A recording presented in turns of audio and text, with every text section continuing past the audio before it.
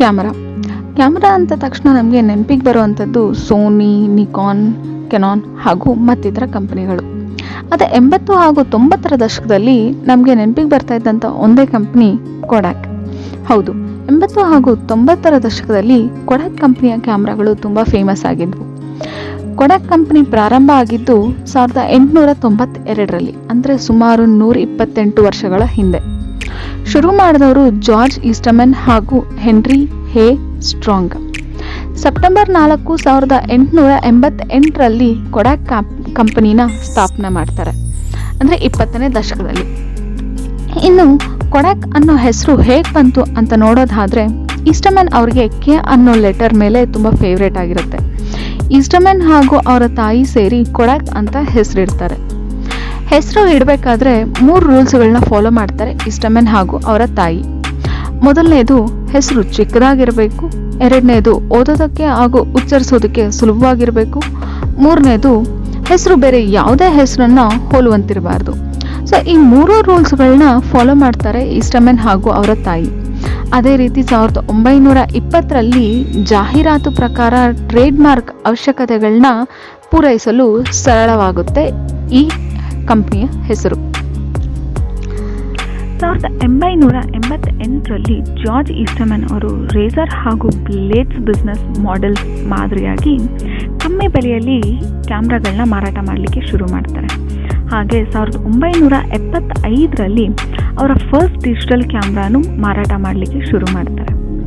1976ರಲ್ಲಿ US ಮಾರ್ಕೆಟ್ನ ಪ್ರಕಾರ 90%ನಷ್ಟು ಫಿಲ್ಮ್ಸ್ಗಳು sale ಆದರೆ 85%ನಷ್ಟು ಕ್ಯಾಮ್ರಾಗಳು sale ಆಗುತ್ತೆ ಕೊಡಾಕ್ ಕಂಪನಿಯವ್ರದ್ದು. ಇನ್ನು ಕಾಂಪಿಟೇಷನ್ ಅಂತ ಬರೋದಾದರೆ ಯಾವ ಫೀಲ್ಡ್ನಲ್ಲಿ ಕಾಂಪಿಟೇಷನ್ ಇಲ್ಲ ಹೇಳಿ. ಅದೇ ರೀತಿ ಕೊಡಾಕ್ ಕಂಪನಿಯ ವಿರುದ್ಧ ಜಾಪನೀಸ್ ಕಂಪನಿಯೊಂದು US ಮಾರ್ಕೆಟ್ನ ಎಂಟ್ರಿ ಆಗುತ್ತೆ. ಅದೇ ಫೂಜಿ ಫಿಲ್ಮ್ಸ್ ಅಂತ. ಸೊ ಫೂಜಿ ಫಿಲ್ಮ್ಸ್ ಅವರು ಕಮ್ಮಿ ಬೆಲೆಯಲ್ಲಿ ಫಿಲ್ಮ್ಸ್ಗಳನ್ನ ಸಪ್ಲೈ ಅಥವಾ ಮಾರಾಟ ಮಾಡಲಿಕ್ಕೆ ಶುರು ಮಾಡ್ತಾರೆ. ಆದರೆ ಅಮೇರಿಕನ್ಸ್ ಕೊಡಾಕ್ ಬ್ರ್ಯಾಂಡನ್ನು ಬಿಟ್ಟು ಫೂಜಿ ಫಿಲ್ಮ್ಸ್ ಬ್ರ್ಯಾಂಡ್ಗೆ ಬದಲಾಗ್ತಾರೆ ಅಂತ ನಂಬಿರಲಿಲ್ಲ ಕೊಡಾಕ್ ಕಂಪನಿಯವರು.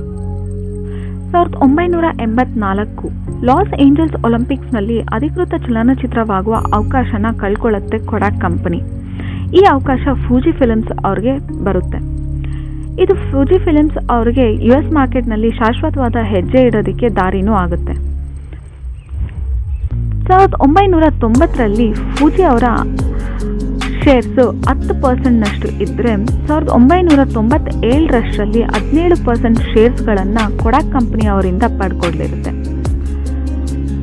ಫೂಜಿ ಅವರು ವೆಲ್ವಿಯಾ ಹಾಗೂ ಪ್ರೋವಿಯಾ ಟ್ರಾನ್ಸ್ಪರೆನ್ಸಿ ಫಿಲ್ಮ್ಸ್ಗಳನ್ನು ತಯಾರಿ ಮಾಡಿ ಕೊಡಾಕ್ ಸಿಗ್ನೇಚರ್ ಹಾಗೂ ಕೊಡಾಕ್ ಕ್ರೋಮಾ ಪ್ರಾಡಕ್ಟ್ಸ್ಗಳಿಗೆ ಕಾಂಪಿಟೇಟರ್ಸ್ ಆಗ್ತಾರೆ. ಆದರೆ ಪ್ರೊಸೆಸಿಂಗ್ ಲ್ಯಾಬ್ಸ್ಗಳಲ್ಲಿ ಕೊಡಾಕ್ ಕ್ರೋಮಾಗಿಂತ ಸ್ಟ್ಯಾಂಡರ್ಡ್ ಆದ ಉಪಯುಕ್ತಕರಗಳು ಬೇಕಾಗಿರುತ್ತೆ. ಆದ್ದರಿಂದ ಎಕನಾಮಿಕಲ್ ಹಾಗೂ ಕಾಮನ್ E6 ಪ್ರೊಸೆಸಿಂಗ್ ಮಿಷನ್ಗಳನ್ನು ಉಪಯೋಗಿಸ್ತಿರ್ತಾರೆ ಫೂಜಿ ಕಂಪನಿಯವ್ರದ್ದು. ಮೇ 1995ರಲ್ಲಿ ಕೊಡಾಕ್ ಕಂಪನಿಯು US ಕಾಮರ್ಸ್ ಡಿಪಾರ್ಟ್ಮೆಂಟ್ ಅಂಡರಲ್ಲಿ ಬರುವ ಸೆಕ್ಷನ್ 301 ಅಡಿಯಲ್ಲಿ ಒಂದು ಅರ್ಜಿಯನ್ನು ಸಲ್ಲಿಸುತ್ತೆ. ಜಪಾನ್ ಮಾರ್ಕೆಟ್ನಲ್ಲಿ ಅವರ ಕಳಪೆ ಸಾಧನೆ ಫೂಜಿ ಅಳವಡಿಸಿಕೊಂಡ ಅನ್ಯಾಯದ ಅಭ್ಯಾಸಗಳ ನೇರ ಪರಿಣಾಮವಾಗಿದೆ ಎಂದು ಕಾಮರ್ಸ್ ಡಿಪಾರ್ಟ್ಮೆಂಟ್ ಅವರು ವಾದಿಸ್ತಾರೆ. US ಗೌರ್ಮೆಂಟ್ ಅವರು ಈ ಕಂಪ್ಲೇಂಟ್ನ ವರ್ಲ್ಡ್ ಟ್ರೇಡ್ ಆರ್ಗನೈಸೇಷನ್ ಅಲ್ಲಿ ಲಾಂಚ್ ಮಾಡ್ತಾರೆ. ಆದರೆ ಜನವರಿ 30, 1998ರಲ್ಲಿ ವರ್ಲ್ಡ್ ಟ್ರೇಡ್ ಆರ್ಗನೈಸೇಷನ್ ಅವರು ಕೊಡಾಕ್ ಅವರ ಈ ಕಂಪ್ಲೇಂಟ್ನ ರಿಜೆಕ್ಟ್ ಮಾಡುತ್ತೆ. ಇನ್ನು ಕೊಡಾಕ್ ಅವರ ಫೈನಾನ್ಷಿಯಲ್ ರಿಸಲ್ಟ್ಸ್ ನೋಡೋದಾದರೆ 1996 ಅಂದರೆ 1996 ಅಲ್ಲಿ $15.97 ಬಿಲಿಯನ್ ನಷ್ಟಿದ್ರೆ, ಅಂದರೆ $15.97 ಬಿಲಿಯನ್ ನಷ್ಟು ಇದ್ದರೆ 1997 ವರ್ಷದ ಕೊನೆಗೆ ಅಂದರೆ 1997 ಇಯರ್ ಎಂಡ್ರಷ್ಟರಲ್ಲಿ $14.36 ಬಿಲಿಯನ್ ಇಳಿಕೆಗೊಂಡಿರುತ್ತೆ, ಅಂದರೆ $14.36 ಬಿಲಿಯನ್. ಅಂದರೆ ಶೇಕಡ 10%ನಷ್ಟು ನೆಟ್ ಅರ್ನಿಂಗ್ಸ್ ಇಳಿಕೆಗೊಂಡಿರುತ್ತೆ. ಅದೇ ಸಮಯದಲ್ಲಿ 1.29 ಬಿಲಿಯನ್ ಅಂದರೆ $1.29 ಬಿಲಿಯನ್ ನಿಂದ $5 ಮಿಲಿಯನ್ ವರೆಗೆ ಕುಸಿತಗೊಂಡಿರುತ್ತೆ ಕೊಡಾಕ್ ಕಂಪ್ನಿಯವರ ಫೈನಾನ್ಷಿಯಲ್ ರಿಸಲ್ಟ್ಸ್. ಇನ್ನು US ಮಾರ್ಕೆಟ್ನ ಪ್ರಕಾರ ಕೊಡಾಕ್ ಶೇರ್ಸು 80.1%ರಿಂದ 74.7%ಗೆ ಇಳಿಕೆಗೊಂಡಿರುತ್ತೆ. 1970ರಲ್ಲಿ ಕೊಡಾಕ್ ಹಾಗೂ ಫೂಜಿ ಅವರು ಮುಂಬರುವ ಡಿಜಿಟಲ್ ಫೋಟೋಗ್ರಫಿ ಬಗ್ಗೆ ತಿಳಿದು ವೈವಿಧ್ಯಕರಣವನ್ನು ಬಯಸಿರುತ್ತಾರೆ. ಫೂಜಿ ಕಂಪನಿಯವರು ಇದರಲ್ಲಿ ಹೆಚ್ಚು ಯಶಸ್ವಿಯನ್ನು ಕಾಣ್ತಾರೆ. ಕೊಡಾಕ್ ಅವರು 1975ರಲ್ಲಿ ಫಸ್ಟ್ ಹ್ಯಾಂಡ್ ಹೆಲ್ಡ್ ಕ್ಯಾಮ್ರಾಗಳನ್ನು ತಯಾರಿ ಮಾಡ್ತಾರೆ. ಆದರೆ ಕೊಡಾಕ್ ಅವರ ಫೋಟೋಗ್ರಾಫಿಕ್ ಫಿಲ್ಮ್ಸ್ ಅವರ ಮೇನ್ ಇನ್ಕಮ್ ಆಗಿರುತ್ತೆ. ಹ್ಯಾಂಡ್ ಹೆಲ್ಡ್ ಕ್ಯಾಮ್ರಾಗಳಿಂದ ಮೇನ್ ಇನ್ಕಮ್ಗೆ ಎಲ್ಲಿ ಎಫೆಕ್ಟ್ ಆಗುತ್ತೋ ಅನ್ನೋ ಭಯನೂ ಕೊಡಾಕ್ ಕಂಪ್ನಿಯವ್ರಿಗೆ ಇರುತ್ತೆ. ಹಾಗೆ 1990ರಲ್ಲಿ ದಶಕದ ಪಯಣವನ್ನು ಡಿಜಿಟಲ್ ಟೆಕ್ನಾಲಜಿಗೆ ಬದಲಾಯಿಸಬೇಕು ಅಂತ ನಿರ್ಧಾರ ಮಾಡ್ತಾರೆ. ಜಾರ್ಜ್ MC ಫಿಶರ್ ಇವರು ಮೈಕ್ರೋಸಾಫ್ಟ್ ಹಾಗೂ ಬೇರೆ ಮರ್ಚೆಂಟ್ಸ್ಗಳನ್ನು ಕನ್ಸಲ್ಟ್ ಮಾಡ್ತಾರೆ. ಹಾಗೆ 1994ರಲ್ಲಿ ಆಪಲ್ಸ್ ಪಿಯೋನಿಯರಿಂಗ್ ಕ್ವಿಕ್ ಫೇಕ್ ಡಿಜಿಟಲ್ ಕ್ಯಾಮ್ರಾಗಳನ್ನು ಪ್ರಾರಂಭ ಮಾಡ್ತಾರೆ. ಲೇಬಲ್ ಆಪಲ್ ಕಂಪನಿಯದ್ದೇ ಆದರೂ ಪ್ರಾಡಕ್ಟ್ ಮಾತ್ರ ಕೊಡಾಕ್ ಕಂಪ್ನಿಯವ್ರದ್ದು. ಅದೇ ರೀತಿ DC-20 ಹಾಗೂ DC-25 ಮಾಡೆಲ್ಸ್ಗಳನ್ನು ಕೂಡ 1996ರಲ್ಲಿ ಪ್ರಾರಂಭ ಮಾಡಿ ಮಾರಾಟ ಮಾಡ್ತಾರೆ. 2001ರಲ್ಲಿ ಫಿಲ್ಮ್ ಸೇಲ್ಸ್ ಡ್ರಾಪ್ ಆಗುತ್ತೆ.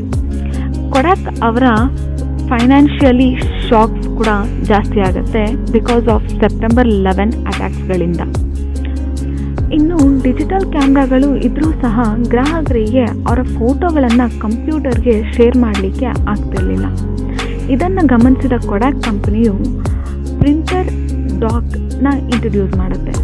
ಅಂದರೆ ಫೋಟೋಗಳನ್ನು ಈಸಿಯಾಗಿ ಅವರ ಕಂಪ್ಯೂಟರ್ಗಳಿಗೆ ಶೇರ್ ಮಾಡ್ಬೋದಾಗಿತ್ತು. ಹಾಗೆ ಬಟನ್ ಪ್ರೆಸ್ ಮಾಡಿರೋದ್ರಿಂದ ಫೋಟೋಗಳನ್ನು ಸ್ಲೈಡ್ ಶೋ ರೀತಿಯಲ್ಲಿ ಕೂಡ ನೋಡಬಹುದಾಗಿತ್ತು. 2001ರಲ್ಲಿ ಡಿಜಿಟಲ್ ಕ್ಯಾಮ್ರಾ ಸೇಲ್ಸ್ನಲ್ಲಿ 2ನೇ ಸ್ಥಾನನ ಪಡ್ಕೊಂಡಿರುತ್ತೆ ಕೊಡಾಕ್ ಕಂಪನಿ. ಹಾಗೆ ಪ್ರತಿ ಕ್ಯಾಮ್ರಾ ಮೇಲೆ $60ನಷ್ಟು ನಷ್ಟ ನೋಡುತ್ತೆ. 2005ರಲ್ಲಿ ಫಿಲ್ಮ್ ಬಿಸ್ನೆಸ್ನಲ್ಲಿ ಅತಿ ಹೆಚ್ಚು ಲಾಭನ ಕಾಣುತ್ತೆ ಕೊಡಾಕ್ ಕಂಪನಿ. ಆಲ್ಮೋಸ್ಟ್ 18%ನಷ್ಟು ಲಾಭ. ಇನ್ನು ಮಾರ್ಕೆಟ್ನಲ್ಲಿ ಕಾಂಪಿಟೇಟರ್ಸ್ ಜಾಸ್ತಿ ಆಗ್ತಾ ಇರೋದ್ರಿಂದ 1999ರಲ್ಲಿ 27%ನಷ್ಟು ಶೇರ್ಸ್ನ ಹೊಂದಿರುತ್ತೆ ಕೊಡಾಕ್ ಕಂಪನಿ. ಹಾಗೆ ಲೀಡಿಂಗ್ ಕಂಪನಿಯಾಗಿ ಕೂಡ ನಿಲ್ಲುತ್ತೆ. 2003ರಲ್ಲಿ ಕೇವಲ 15%ನಷ್ಟು ಮಾತ್ರ ಶೇರ್ಸ್ನ ಹೊಂದಿರುತ್ತೆ ಕೊಡಾಕ್ ಕಂಪನಿ. ಅದೇ ರೀತಿ 2005ರಲ್ಲಿ ಕೊಡಾಕ್ ಕಂಪನಿ ನಂಬರ್ 1 ಕಂಪನಿಯಾಗಿ ನಿಲ್ಲುತ್ತೆ US ಡಿಜಿಟಲ್ ಕ್ಯಾಮ್ರಾ ಮಾರ್ಕೆಟ್ ಸೇಲ್ಸ್ನಲ್ಲಿ. ಹಾಗೆ 40%ನಷ್ಟು ಶೇರ್ಸ್ಗಳನ್ನು ತನ್ನದಾಗಿಸ್ಕೊಂಡಿರುತ್ತೆ. ಹಾಗೆ $5.7 ಬಿಲಿಯನ್ ನಷ್ಟು ಲಾಭ ಕಾಣುತ್ತೆ ಕೊಡಾಕ್ ಕಂಪನಿ. 2007ರಲ್ಲಿ ಕೊಡಾಕ್ ಕಂಪನಿ US ಡಿಜಿಟಲ್ ಕ್ಯಾಮ್ರಾ ಸೇಲ್ಸ್ಗಳಲ್ಲಿ 4ನೇ ಸ್ಥಾನನ ಪಡ್ಕೊಳ್ಳುತ್ತೆ. ಹಾಗೆ 9.6%ಗಳಷ್ಟು ಮಾತ್ರ ಶೇರ್ಸ್ನ ತನ್ನದಾಗಿಸ್ಕೊಂಡಿರುತ್ತೆ ಕೊಡಾಕ್ ಕಂಪನಿ. ಇನ್ನು 2010ರಲ್ಲಿ ಕೇವಲ 7%ನಷ್ಟು ಶೇರ್ಸ್ಗಳನ್ನು ಹೊಂದಿ 7ನೇ ಸ್ಥಾನನ ಪಡ್ಕೊಂಡಿರುತ್ತೆ ಕೊಡಾಕ್ ಕಂಪನಿ. ಕೆನಾನ್, ಸೋನಿ ಹಾಗೂ ನಿಕಾನ್ ಕಂಪನಿಗಳು ಕೊಡಾಕ್ ಕಂಪನಿಗಿಂತ ಮುಂದುವರೆದಿರುತ್ತೆ. ಕೊಡಾಕ್ ಕಂಪನಿಯ CEO ಆದ ಆಂಥನಿ ಫೆರೇಸ್ ಅವರು ಹೊಸ ಸ್ಟ್ರಾಟಜಿನ ಪ್ರಾರಂಭ ಮಾಡ್ತಾರೆ. ಹೊಸ ಸ್ಟ್ರಾಟಜಿ ಪ್ರಕಾರ ಆಂಥನಿ ಫೆರೇಸ್ ಅವರು ಫಿಲ್ಮ್ ಫ್ಯಾಕ್ಟ್ರಿಗಳನ್ನು ಶಟ್ ಡೌನ್ ಮಾಡ್ತಾರೆ. ಇದರಿಂದ 27,000 ಹುದ್ದೆಗಳು ಸಹ ತೆಗೆಯಲಾಗುತ್ತೆ. ಫೆರೇಸ್ ಅವರು ಕುಸಿಯುತ್ತಿರುವ ಫಿಲ್ಮ್ ಸೇಲ್ಸ್ಗಳನ್ನು ಬದಲಾಯಿಸಲು ಹೆಚ್ಚಿನ ಮಾರ್ಜಿನ್ ಪ್ರಿಂಟರ್ ಇಂಕ್ ಬಿಸ್ನೆಸ್ಗಳ ಮೇಲೆ $100 ಮಿಲಿಯನ್ ಖರ್ಚು ಮಾಡ್ತಾರೆ.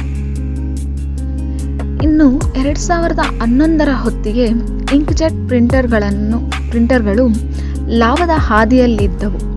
ಆದರೆ ಕಂಪ್ಯೂಟರ್ಸ್, ಟ್ಯಾಬ್ಲೆಟ್ಸ್ ಹಾಗೂ ಸ್ಮಾರ್ಟ್ಫೋನ್ಗಳು ಇಂಕ್ಜೆಟ್ ಪ್ರಿಂಟರ್ಗಳನ್ನು ರೀಪ್ಲೇಸ್ ಮಾಡ್ತಾ ಇದ್ವೆಂಬ ಸಂಶಯ ಸಹ ವ್ಯಕ್ತಪಡಿಸಿದ್ರು ಆಂಥನಿ ಫೆರೇಜ್ ಅವರು. ಇನ್ನು ಹೊಸ ಸ್ಟ್ರಾಟಜಿಯ ಪ್ರಕಾರ home photograph printers, high speed commercial inject press, work flow software ಹಾಗೂ ಪ್ಯಾಕೇಜಿಂಗ್ಗಳು ಕೊಡಾಕ್ ಅವರ ಮುಖ್ಯ ಅಥವಾ ಕೋರ್ ಬಿಸ್ನೆಸ್ಗಳಾದವು. 2013ರಲ್ಲಿ $2 ಬಿಲಿಯನ್ ಲಾಭನ ಕೂಡ ನಿರೀಕ್ಷಿಸಲಿತ್ತು. ಆಗಸ್ಟ್ 2012ರಲ್ಲಿ ಕೊಡಾಕ್ ಹೋಮ್ ಪ್ರಿಂಟರ್ಸ್ಗಳನ್ನು ತನ್ನ ಕೋರ್ ಬಿಸ್ನೆಸ್ ಆಗಿ ಹೆಸರಿಸಿದ್ರೆ, ಸೆಪ್ಟೆಂಬರ್ ಅಂತ್ಯದಲ್ಲಿ ಮಾರಾಟ ಕುಸಿಯುವುದನ್ನು ಕಂಡು ಕೊಡಾಕ್ ತನ್ನ ಕನ್ಸ್ಯೂಮರ್ ಇಂಜೆಕ್ಟ್ ಮಾರ್ಕೆಟ್ನಿಂದ ನಿರ್ಗಮಿಸುತ್ತಿರುವಂತೆ ಘೋಷಿಸ್ತಾರೆ. ಏಪ್ರಿಲ್ 2013ರಲ್ಲಿ ಕೊಡಾಕ್ ಕಂಪನಿ JK ಇಮೇಜಿಂಗ್ಗಳನ್ನು ಬಳಸಿ ಮೊದಲ ಮೈಕ್ರೋ 4/3 ಕ್ಯಾಮ್ರಾಗಳನ್ನು ಮಾಡುವುದಾಗಿ ಹೇಳಿಕೆ ನೀಡುತ್ತೆ. ಸೆಪ್ಟೆಂಬರ್ 3, 2013ರಲ್ಲಿ ಕೊಡಾಕ್ ಕಂಪನಿಯವರು digital printing and enterprise and graphics, entertainment and commercial ಫಿಲ್ಮ್ಸ್ಗಳನ್ನು ಅವರ ಪ್ರಮುಖ ಬಿಸ್ನೆಸ್ಗಳಾಗಿ ಮಾಡ್ತಾರೆ. ಇನ್ನು ಮಾರ್ಚ್ 12, 2014ರಲ್ಲಿ ಜೆಫ್ರಿ ಜೆ ಕ್ಲರ್ಕ್ ಅವರನ್ನು ಕೊಡಾಕ್ ಕಂಪನಿಯ ಹೊಸ ಚೀಫ್ ಎಕ್ಸಿಕ್ಯೂಟಿವ್ ಆಫೀಸರ್ ಹಾಗೂ ಬೋರ್ಡ್ ಮೆಂಬರ್ ಆಗಿ ಘೋಷಿಸುತ್ತೆ. ಜಾನ್ವರಿ 1, 2015ರಲ್ಲಿ ಕೊಡಾಕ್ ತನ್ನ ಹೊಸ 5 ಬಿಸ್ನೆಸ್ಗಳನ್ನು ಘೋಷಿಸುತ್ತೆ. ಅವು print system, enterprise inkjet system, micro 3D printing ಹಾಗೂ ಪ್ಯಾಕೇಜಿಂಗ್, ಸಾಫ್ಟ್ವೇರ್ ಆ್ಯಂಡ್ ಸೊಲ್ಯೂಷನ್ಸ್ ಹಾಗೂ ಕನ್ಸ್ಯೂಮರ್ ಆ್ಯಂಡ್ ಫಿಲ್ಮ್ಗಳು ಕೊಡಾಕ್ ಅವರ ಬಿಸ್ನೆಸ್ಗಳಾದವು. ಜನವರಿ 2014ರಲ್ಲಿ ಕೊಡಾಕ್ ಕಂಪನಿಯವರು prototype of the new super 8 camera at CESನ ಪ್ರಾರಂಭ ಮಾಡಿದ್ರು. 2017 ಜನವರಿ ಅಲ್ಲಿ ಕೊಡಾಕ್ ತನ್ನ ಏಕ್ತಾ ಕ್ರೋಮ್ ಫಿಲ್ಮ್ಗಳನ್ನು ಪುನಃ ಪ್ರಾರಂಭಿಸುತ್ತೆ. 2017 ಮೇ ತಿಂಗಳಲ್ಲಿ ಏಕ್ತಾ ಸ್ಮಾರ್ಟ್ಫೋನ್ಗಳನ್ನು ಸಹ US ಮಾರ್ಕೆಟ್ನಲ್ಲಿ ರಿಲೀಸ್ ಮಾಡ್ತಾರೆ. ಇನ್ನು ಜೂನ್ 2017ರಲ್ಲಿ 7 ಹಾಗೂ 10 ಇಂಚುಗಳ ಟ್ಯಾಬ್ಲೆಟ್ಗಳನ್ನು ಆರ್ಚೋಸ್ ಇನ್ ಯುರೋಪ್ನಲ್ಲಿ ಪ್ರಾರಂಭಿಸುವ ಆಲೋಚನೆಯನ್ನು ವ್ಯಕ್ತಪಡಿಸ್ತಾರೆ ಕೊಡಾಕ್ ಕಂಪನಿಯವರು. ಸೆಪ್ಟೆಂಬರ್ 2018ರಲ್ಲಿ ಏಕ್ತಾ ಕ್ರೋಮ್ 135 ಹಾಗೂ ಸೂಪರ್ 8 ಫಾರ್ಮ್ಯಾಟ್ಗಳು ಮಾರ್ಕೆಟ್ನಲ್ಲಿ ಲಭ್ಯವಿದೆ ಎಂದು ಘೋಷಿಸುತ್ತೆ ಕೊಡಾಕ್ ಕಂಪನಿ. ಜುಲೈ 28, 2020ರಲ್ಲಿ ಕೋವಿಡ್-19 ಸಾಂಕ್ರಾಮಿಕ ರೋಗದಿಂದ ಖಾಲಿಯಾದ ರಾಷ್ಟ್ರೀಯ ದಾಸ್ತಾನುಗಳನ್ನು ಪುನರ್ ನಿರ್ಮಿಸಲು ಮತ್ತು ವಿದೇಶಿ ಕಾರ್ಖಾನೆಗಳ ಮೇಲಿನ ಅವಲಂಬನೆಯನ್ನು ಕಡಿಮೆ ಮಾಡಲು ಕೊಡಾಕ್ ಕಂಪನಿಗೆ ಔಷಧಿಗಳಲ್ಲಿ ಬಳಸುವ ಪದಾರ್ಥಗಳ ಉತ್ಪಾದನೆಗಾಗಿ $765 ಮಿಲಿಯನ್ ಸಾಲವನ್ನು ನೀಡಲು ಯೋಚಿಸಲಾಗಿದೆ ಎಂದು ಟ್ರಂಪ್ ಆಡಳಿತ ಘೋಷಿಸುತ್ತೆ. ಇನ್ನು ವೈಟ್ ಹೌಸ್ ಸಾಲವನ್ನು ಘೋಷಿಸುವ ಒಂದು ದಿನ ಮೊದಲು ಕೊಡಾಕ್ CEO ಜಿಮ್ ಕಾಂಟಿನೆನ್ಸಾ ಅವರಿಗೆ 1.75 ಮಿಲಿಯನ್ ಸ್ಟಾಕ್ ಆಪ್ಷನ್ಸ್ಗಳನ್ನು ನೀಡಲಾಯಿತು ಎಂದು ನ್ಯೂಯಾರ್ಕ್ ಟೈಮ್ಸ್ ವರದಿ ಮಾಡಿದೆ. ಹಾಗೆ ಅವುಗಳಲ್ಲಿ ಕೆಲವು ತಕ್ಷಣವೇ ಕಾರ್ಯಗತಗೊಳಿಸಲು ಸಾಧ್ಯವಾಯಿತು ಎಂದು ಸಹ ಹೇಳಿದೆ. ಇನ್ನು US ಸೆಕ್ಯೂರಿಟೀಸ್ ಹಾಗೂ ಎಕ್ಸ್ಚೇಂಜ್ ಕಮಿಷನ್ ಒಪ್ಪಂದದ ಪ್ರಕಟಣೆ ಮುಂಚಿತವಾಗಿ ಕೊಡಾಕ್ ಕಂಪನಿಯ ಎಕ್ಸಿಕ್ಯೂಟಿವ್ಸ್ ಅವರು ಆಂತರಿಕ ವಹಿವಾಟಿನ ಆರೋಪಗಳನ್ನು ತನಿಖೆ ಮಾಡಲು ಪ್ರಾರಂಭಿಸಿದ್ದರಿಂದ ಹಣವನ್ನು ತಡೆಹಿಡಿಯಲಾಯಿತು ಮತ್ತು ಫಂಡಿಂಗ್ ಏಜೆನ್ಸಿಯ ಇನ್ಸ್ಪೆಕ್ಟರ್ ಜನರಲ್ ಸಾಲದ ನಿಯಮಗಳನ್ನು ಪರಿಶೀಲನೆಯನ್ನು ಮಾಡುವುದಾಗಿ ಘೋಷಿಸಿದರು. ಈ ವಿಡಿಯೋ ನಿಮಗೆ ಇಷ್ಟ ಆಗಿದ್ದಲ್ಲಿ ಲೈಕ್ ಮಾಡಿ, ಶೇರ್ ಮಾಡಿ, ಹಾಗೆ ಸಬ್ಸ್ಕ್ರೈಬ್ ಮಾಡೋದನ್ನು ಮರಿಬೇಡಿ.